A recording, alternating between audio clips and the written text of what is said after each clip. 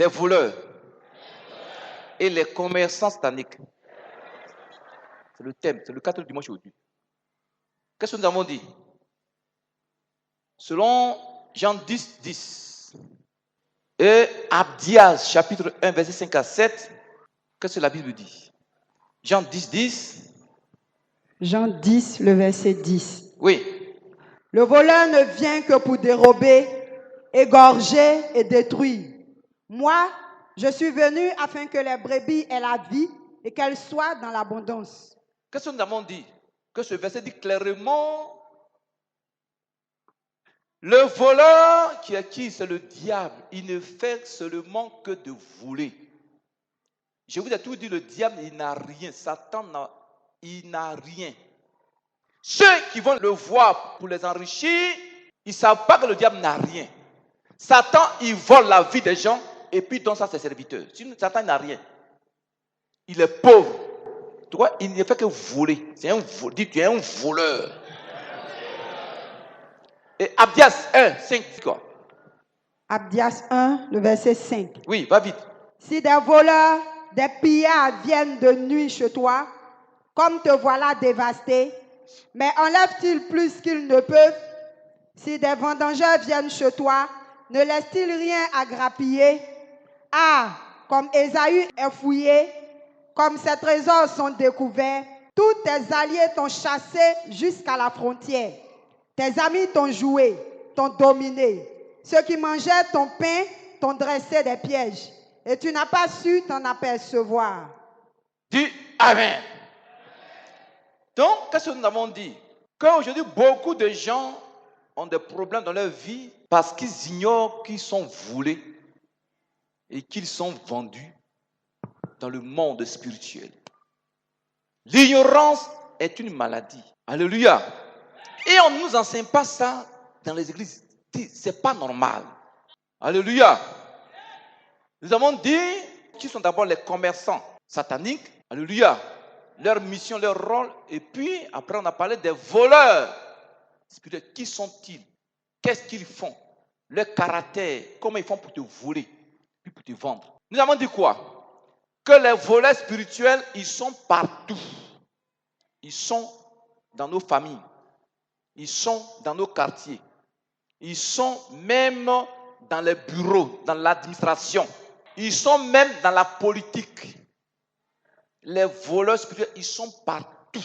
Même ils sont dans les églises. Donc ce matin, on va parler des voleurs spirituels dans les églises. Si tu n'as pas envie d'entendre beaucoup de choses, il faut sortir, il faut partir à la maison. Amen. Tu veux savoir qui sont les voleurs spirituels? Tu vas comprendre ce matin comment aujourd'hui les voleurs spirituels opèrent dans les églises pour voler les chrétiens. Alléluia. Tu vas comprendre que même les chrétiens eux-mêmes aiment les voleurs spirituels. Chrétien, quand on ne le vole pas, il n'est pas content. Quand on vole le chrétien, et puis il est content. Amen.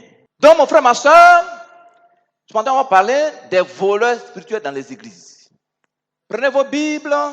Dans Jean chapitre 12, Jean chapitre 12, verset 1 à 6, vous allez comprendre qui sont les voleurs spirituels et comment ils agissent dans les églises. Jean 12, le verset 1.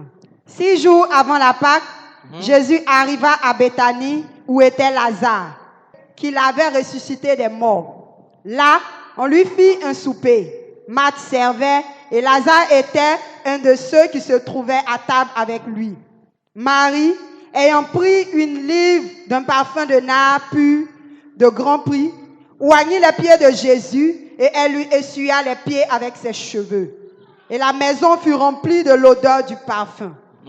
Un de ses disciples, Judas Iscariote, fils de Simon, celui qui devait le livrer, dit: pourquoi n'a-t-on pas vendu ce parfum 300 deniers pour les donner aux pauvres? Il disait cela, non qu'il se mit en peine des pauvres, mais parce qu'il était voleur et que tenant la bourse, il prenait ce qu'on y mettait. Tu entends ça? Matthieu 21, verset 12 à 13. Jésus entra dans le temple de Dieu. Il chassa tous ceux qui vendaient et qui achetaient dans le temple. Il renversa les tables des changeurs et les sièges des vendeurs de pigeons. Et il leur dit, il est écrit, ma maison sera appelée une maison de prière, mais vous en faites une caverne de voleurs. Tu entends ça? Voici, Jésus a dit, la Bible dit, un jour il est parti à Jérusalem, il est rentré dans le temple du Dieu vivant. Et quand il est rentré, il a vu des chrétiens en train de vendre des objets, des marchandises dans le temple. Devant le temple, partout dans le temple, des gens en train de vendre. Il a pris une chicotte et dans sa sainte colère, il a commencé à chicoter ces vendeurs-là dans l'église. Ces commerçants. Il dit, la maison de mon Dieu est une maison de prière. Mais vous en avez fait une caverne de brigands et de voleurs. Une caverne, c'est quoi?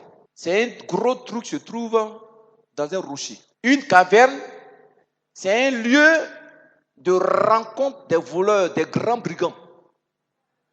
C'est dans les cavernes, souvent, ils se rencontrent pour mettre des projets de vol en place pour aller voler des champs. Et aujourd'hui, frère, les églises de Jésus-Christ sont devenues des lieux de vol, des lieux de brigandage et des coupeurs de route spirituelle. Frère, Jésus, sa maison est une maison de prière et non une caverne de voleurs, de brigands. Ça veut dire quoi? Aujourd'hui, les églises sont devenues des lieux de commerce. Comment aujourd'hui les voleurs spirituels opèrent? Il y a des gens qui n'ont pas été appelés par Dieu. Pourtant, les gens disaient que quand on sait Dieu, on devient pauvre. C'est pourquoi les jeunes filles ne veulent pas marier les pasteurs. Nayo. Mais quand tu vois pasteur, même chercher à bouffer jusqu'en... Il marche comme ça. Il a une grosse serviette, il l'a sué sur lui, il l'a sué comme ça. Impuissant, amen. Il y a des pasteurs qui mourraient dans la misère totale, dans la pauvreté totale. Impuissant, amen. Frère, pourquoi? Parce que le pasteur, il n'a rien. Amen. Mais aujourd'hui, des gens que Dieu n'a pas appelés, à cause de la cupidité, pour voler les enfants de Dieu, ils font des appartements avec des feuilles de palmier. On dit camp de prière. On dit, il est prophète. Est-ce que tu me suis? Du même passé, vous avez vu un prophète qui est venu là, non? Un prophète qui dit, c'est mon groupe d'intercession qui a fait, puis les sorciers sont rentrés dans mon église. Comme ça. Et toi-même, tu es dit prophète là même là. Alléluia. Ils ne sont pas appelés, ils font des appartements, ils disent voilà, je suis prophète. Et les pauvres chrétiens, ils cherchent Jésus. Ils vont dans ces soi-disant camps de prière, on les vole très bien. Impuissant. Amen. Et ils vont construire de grosses maisons. Mais Jésus, on le prit sous des feuilles de palmier. On dit camp de prière. Alléluia. Comment les voleurs opèrent dans les églises? Voilà l'église. Voilà l'église. Regardez l'église. Et tu vas voir lui-même, il est dans une grosse maison. Ça, c'est un voleur spirituel. Dieu l'a dit quoi, ma fille? Voleur là. C'est un grand son, ça. Frère, il y en a qui pensent que le de Dieu, c'est de l'envie. Ce n'est pas de l'envie. C'est un appel que Dieu adresse à quelqu'un dans sa grâce. Impuissant. Amen. Et aujourd'hui, ce sont ces voleurs spirituels-là qui nous créent des problèmes.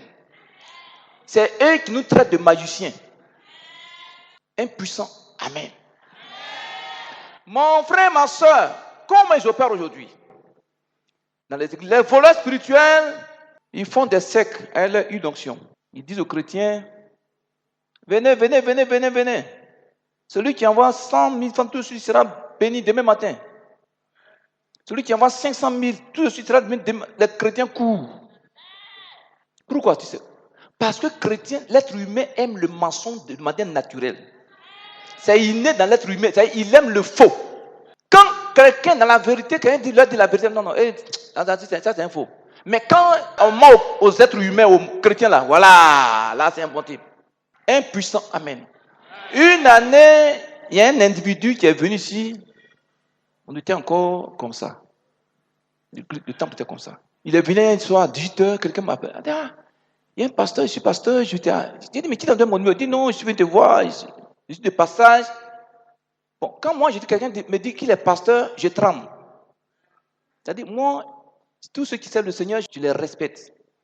On est venu, j'avais déjà commencé un enseignement quand je devais terminer. Donc, quand j'ai fini de prêcher à midi, on a prié, j'ai dit, bon frère, bon, on a reçu un papa, un frère, il va se présenter, il va vous saluer. Si je savais, c'est quoi je ne donne pas lâcher à n'importe qui. Il a commencé, il a demandé une onction, il a fait cercle. Il a fait cercle. Chrétien. Celui qui envoie 10 000, les 10 000 envoyés dans le cercle. Tu vois les chrétiens dans l'église. J'étais assis là, je les regardais. 100 000, le coup. J'ai dit ce jour-là, souvent quand on fait offrande là, si c'est trop, 20 000, 25 000. Ce jour-là, 250 000 francs sortis dans l'église. Et une maman qui était dit qu'il prenait les offrandes. Je suis allé à la maison. La nuit, le Seigneur me dit, les 25 francs offrandes là, qu'est-ce que vous prenez? Tout ce que les gens ont donné, plus de. Il y en a moi qui ont enlevé leur montre. J'étais là, je les regardais. Le Seigneur me dit, il ne faut pas prendre 5 francs dedans. Parce que ça ne vient pas de moi. Donc, j'ai appelé la maman lundi matin. Je dis, maman, tu m'envoies l'offrande habituelle là. Mais c'est 20 francs, il faut envoyer. Mais vos offrandes de cupidité là, Dieu me dit de ne pas prendre. Oh, papa, il dit, Dieu me dit de ne pas prendre. Mais c'est milliards. Impuissant, amen. C'est resté dans leurs mains. Ce n'est pas qu'est-ce qu'ils en ont fait. Amen. Frère, ça c'est des coupeurs de route. Impuissant, amen. Des coupeurs de route. Donc le dimanche qui a suivi, j'ai enseigné sur le donner. Comment Dieu te donner. Prenez 2 Corinthiens 9, versets 6 et 7. Sachez-le, celui qui sème peu, moissonnera peu. Et celui qui sème abondamment, moissonnera abondamment. Que chacun donne comme il a résolu en son cœur, sans tristesse ni contrainte, car Dieu aime celui qui donne avec joie. Donc, le dimanche qui a suivi, dans la semaine, le Seigneur m'a donné un message sur le donner. J'ai dit, Dieu dit, selon ce verset-là, Dieu dit de donner dans sa maison. Mais il dit de le faire de manière volontaire. De manière volontaire, sans contrainte. Donc, quand on te contraint à donner à Dieu, même si tu donnes ces milliards, c'est un homme qui a donné, c'est pas à Dieu qui a donné. Est-ce qu'ils me suivent même? Il y a des malhonnêtes qui disent, non, on ne nous a jamais appris à donner. C'est qu'on ne vous a pas appris à donner ici, là.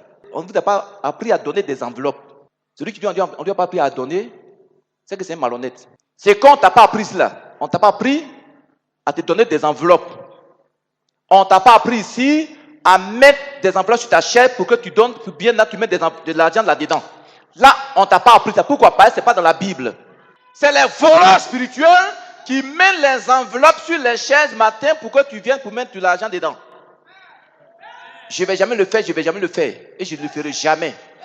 Si Dieu ne peut pas aussi me laisser sans manger aussi. Il ne peut pas. Ça, c'est du vol spirituel. Pour les chrétiens dans les églises. Et quand on leur fait ça, ils sont contents. Pendant 5 ans, près de 5 ans, 6 ans, ici. Toutes les veilles de 24-31, on ne prend pas offrande ici aux gens. Nous, on pensait en le faisant, les gens ils vont penser, ouais, ils vont aussi avoir la crainte de Dieu de me donner de manière volontaire. Donc, ils nous prennent pour des imbéciles. Ce qu'on ne fait pas dans l'église, c'est ce qu'ils vont dire au marché. C'est qu'on ne le fait pas. On dit qu'il a une cuvette. Et puis c'est filé. Donc quand on met 100 francs dedans, si tu mets 100 francs, ça passe au ça va être du filet. Pourtant, ce qu'on fait là, ils disent pas ça. Voilà quand le diable s'est sorti, ils sont méchants, non? Impuissant, amen. Frère, c'est du vol spirituel. Le voleur spirituel, il n'a pas pitié de son peuple. Nous qui avons pitié de vous là, vous nous prenez pour des imbéciles. Non, on n'est pas imbéciles. On a pitié. Et puis, on ne veut pas que notre Dieu, son nom soit blasphémé. Les voleurs spirituels, frères, c'est eux qui escroquent les enfants de Dieu. Qu'est-ce qu'ils font encore? Les voleurs spirituels, ils vont voir les fidèles à la maison. Papa est venu, hein? Je suis venu, hein? Papa est venu. Pour qu'on paye leur transport. Et que les chrétiens aiment ça. Pourquoi? Nous autres, on ne fait pas ça parce qu'on a pitié. On a pitié. Et puis on ne veut pas que Dieu, son nom soit blasphémé. Impuissant, amen. J'étais encore à Agban. Il y a une cousine à qui je suis allé visite. Dès que je suis rentré, son pasteur est sorti. Il venait de chez elle, quoi. Voilà ce qu'elle m'a dit. Écoutez, regarde ce qu'elle m'a dit. C'est mon pasteur, oh frère. Il vient comme ça tous les jours, il vient manger comme ça. Il vient manger mon riz ici. J'ai remis ma tête. Donc, nous, on ne veut pas qu'on dise ça sur notre dos. Donc, on préfère nous rester dans la chambre. Impuissant, amen. Les voleurs, qu'est-ce qu'ils font? Tu veux savoir qu'est-ce qu'ils font dans les églises? Pour vous escroquer, pour vous voler. Il y en a même qui vendent des tricots 30 000. Voilà mon tricot. J'ai prié dessus. Celui qui paye, il porte là, il sera béni demain matin. Sous Brésil, il y en a qui ont payé le tricot 30 000. Tu sais pourquoi? Parce que dans l'être humain, il y a ce qu'on appelle l'ignorance innée. Et puis le mensonge. Il aime le mensonge. L'être humain aime le mensonge. C'est à cause du péché de l'être humain. Bon, il n'y a pas amen ce matin. Mais nous autres là, pourquoi on ne fait pas ça? Parce que je ne veux pas prêcher Jésus et puis demain être disqualifié. Puis arriver devant le ciel, on va me dire, ta place n'est pas ici, il faut aller en enfer. Jamais. J'ai vu le ciel, je ne veux pas rater ça. Jésus m'a montré le ciel, je ne veux pas rater ça à cause de quelqu'un. Impuissant, amen, chrétien. Maman, impuissant, amen. Tu veux savoir encore ce que les voleurs font dans les églises? Prenez Michée 3, verset 5. Michée 3, le verset 5. Oui. Ainsi parle l'Éternel sur les prophètes qui égarent mon peuple. Tu entends ça? Dieu dit, ainsi parle l'Éternel aux soi-disant prophètes qui égarent mon peuple. Ma fille, prends ça en français facile. Ma fille, reprends dans ta version d'abord. Ainsi parle l'Éternel sur les prophètes qui égarent mon peuple, qui annoncent la paix sur leurs dents. Allons doucement. Qui égare mon peuple. Pasteur, j'écris d'abord quoi? Voici ce que déclare le Seigneur au sujet des prophètes qui trompent mon peuple. Jésus dit, il y a des soi-disant prophètes qui trompent son peuple. On a dit quoi? Le voleur, c'est un trompeur. Il trompe pour voler. Est-ce que je parle d'un main puissant ce matin? Donc, comment il trompe? Ma fille, lis la suite. Et puis tu lis la suite. Tu t'en fais ça. Oui. Qui annoncent la paix sur leurs dents ont quelque chose à mordre. Ça veut dire quoi? Si on leur met quelque chose sous la dent, ils disent que tout va bien. Comment aujourd'hui les prophètes voleurs vous volent? Volent dans les églises. Volent les chrétiens. La Bible dit que, c'est pas moi qui ai écrit la Bible. Hein. Je suis venu la trouver. Je vais mourir, je vais partir. Ça fait près de 5000 ans que ça existe. Nayo. Dieu dit, il y a des prophètes, c'est quand on leur met quelque chose sous la dent. Et puis il va te prophétiser, il va dire, tout va bien dans ta vie. Ça veut dire quoi? Il y a des soi-disant prophètes pour te voler, pour te tromper. C'est quand tu lui donnes une offrande, il va commencer à te faire des prophéties. Ainsi parle l'Éternel. Tu vas aller en voyage. Ah, papa, yes. Tu seras béni. Et puis tu vas envoyer un mari puissant. Ah, papa. Parce que la Bible dit, c'est quand on lui donne quelque chose, puis il prophétise sur ta vie. Et à cause de son ventre, parce qu'il a quelque chose dans son ventre. Parce que la Bible dit, la Bible, il vous trompe. Dieu dit, il vous trompe. Alléluia. Ces voleurs, ils vous trompent. Donc, c'est quand tu lui donnes une offrande, et là, comme ça, il va te prophétiser. Ah, non. Ma fille, ton foyer sera béni. Tu vas aller en voyage même. Tu auras ton visa. Tout ça pour voler les enfants de Dieu. Maintenant, quand on leur donne pas quelque chose, qu'est-ce qui se passe? Et qui publie la guerre si on ne leur met rien dans la bouche. Mais ils partent en guerre contre ceux qui ne leur mettent rien dans la bouche. Donc, pour ceux qui leur donnent les dîmes et les offrandes, ils vont commencer à parler contre eux. Je vois, tu vas mourir. Pour que la personne ait peur pour lui donner l'argent. Donc, comment je vais faire?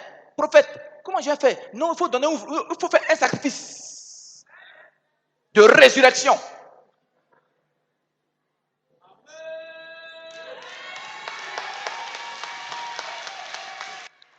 Tout ça pour voler les enfants de Dieu, pour voler. Quand vous faites avoir, Dieu ne vous voit pas. Dieu vous voit. Dieu voit chacun de nous. Il sait comment chacun de nous le sait. Amen. Pour faire peur, la personne va lui donner des prophéties diaboliques. Là, il a peur. Il dit, bon, mais qu'est-ce que je dois faire? Non. Comme il y a un qui a dit à papa là, donne-moi 300 000 pour que la révélation que je t'ai donnée là puisse s'accomplir. Ça, c'est un grand voleur, ça. Ça, c'est un brigand, c'est un coupeur de route. Oui, ma fille dit quoi la suite? Lis-moi le verset 11. Michée 3, le verset 11. Oui. Ces chefs jugent pour des présents. Tu entends ça? Là-bas dit quoi? Les magistrats y rendent la justice contre des cadeaux. Donc, depuis l'administration, il y a des voleurs. Et tu quoi la suite? Ces sacrificateurs enseignent pour un salaire. Là-bas dit quoi? Les prêtres se font payer pour enseigner la loi. Pour enseigner la Bible aux gens, on demande l'argent aux chrétiens. Par exemple, pour recevoir, quelqu'un dit, bon, il y en a qui prennent 20 000, 30 000, et les chrétiens payent. Hein. Pour recevoir, parce que par pasteur doit te recevoir, il faut payer 20 000, 30 000 francs. Il y en a qui payent. Non, nous autres, quand on les reçoit gratuitement, souvent, ils sont délivrés, bénis. Pour venir dire merci à Jésus, ils ne font même pas. Bon, c'est un faux type là. Un puissant amen. Oh, bon, Dieu dit de manière volontaire, quand on donne offrande à Dieu de manière volontaire, ça dit, tu sais que tu pries Jésus. On n'a pas à te demander ça. On n'a pas à te forcer. Nous, on ne va pas forcer quelqu'un. Non, jamais. Que Dieu m'en garde. Je ne vais jamais le faire. On va te forcer pour que tu fasses offrande. Pourquoi? Toi-même, tu ne sais pas que tu vas faire offrande. Hier, j'ai voyé une émission sur les bouddhistes en Thaïlande. Leur statue là, c'est de l'or. Ils mettent sur la statue comme offrande. De l'or. Mais on ne leur dit pas ça forcer pour venir faire ça. Dieu dit de manière volontaire. On ne force pas quelqu'un pour faire offrande à Dieu. Si tu veux, tu donnes. Tu ne veux pas, il ne faut pas donner. Il faut rester. Ce n'est pas une obligation. Il y en a qui veulent qu'on les force. Nous, on ne va pas forcer. On ne va pas vous forcer. On ne va pas vous forcer. Un puissant même. C'est ton argent. Tu veux, tu donnes à Dieu. Tu ne donnes pas. Mais c'est que si Dieu va passer, il va prendre ses vrais enfants pour faire sa volonté. La Bible dit quoi? Voici Judas. C'est Christ qui l'avait choisi comme apôtre. Jésus savait qu'il était un voleur, il savait ça. Dieu souvent permet les méchants dans l'église. Il sait pourquoi. Pour nous apprendre à être prudents. Et si vous comprenez bien les chrétiens. Avant-hier nuit, le Seigneur m'a eu la vie de quelqu'un parmi nous aussi, mais c'est terrible. Matin, j'ai dit à maman, mais j'ai prié pour la personne dans le secret. Amen. Judas était apôtre. La Bible dit qu'il était voleur. Alléluia. Pourquoi Dieu met ce genre de personnes au milieu de ces peuples, de ces enfants? Pour qu'on soit prudent. Alléluia. Pour nous apprendre à être prudent. La Bible dit, la femme Marthe là, c'est Marie, non, c'est Marthe. Elle a été délivrée par Jésus. Jésus ne lui a pas dit, viens me faire offrande. C'est elle, mais de manière volontaire. Elle a pris un flacon de parfum de 300 000 francs. Il y a des parfums dans le temps qui étaient comme de l'or. Et c'est comme même. Elle avait de manière volontaire déposé sous les pieds de Jésus, aux pieds de Jésus. Quand il a fait ça, la Bible dit quoi? Judas et certains chrétiens ont commencé à murmurer. Ça veut dire quoi? Dans l'église, il y a des gens qui font des offrandes, et puis il y a d'autres qui murmurent. Et toi, tu veux que Dieu te bénisse. Il ne peut pas te bénir.